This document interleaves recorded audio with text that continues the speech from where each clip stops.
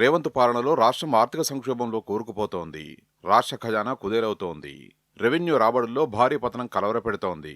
జనవరికి సంబంధించి రాష్ట్ర ప్రభుత్వం కాక్కు సమర్పించిన నివేదిక రాష్ట్ర ఆర్థిక పరిస్థితిని కళ్లకు కడుతున్నది.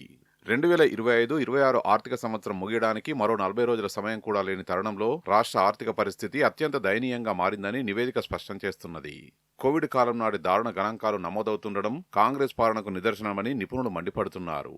మందగించిన ఆదాయ వృద్ధి, పెరిగిన ఆర్థిక లోటు, అప్పులపై మితిమీరి ఆధారపడడం తప్ప రెండేళ్లకు పైబడిన కాంగ్రెస్ పాలనలో సాధించిందేమిటని ప్రశ్నిస్తున్నారు. 2025-26 బడ్జెట్ గణాంకాల ప్రకారం ఈ ఆర్థిక సంవత్సరంలో 2.29 లక్షల కోట్ల రూపాయల మేర రెవెన్యూ రాబడులు వస్తాయని ప్రభుత్వం అంచనా వేసింది.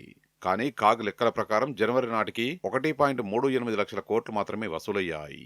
ఇది అంచనాలో కేవలం 60.23%. ఈ ఆర్థిక సంవత్సరంలో ఇంకా 2 నెలలు మాత్రమే మిగిలి ఉన్నాయి. ఆర్థిక సంవత్సరంలో 85% కాలం గడిచిపోయింది. అయినా ప్రభుత్వం సాధించిన ఆదాయం కేవలం 60%.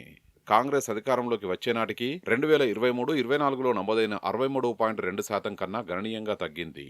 కాంగ్రెస్ ప్రభుత్వ అసమర్థ పాలనా ప్రభావం కరోనా స్థాయిలో రాష్ట్ర ఖజానాపై పడిందని చెప్పడానికి కాగ్ నివేదికలే నిదర్శనమని నిపుణులు అంటున్నారు.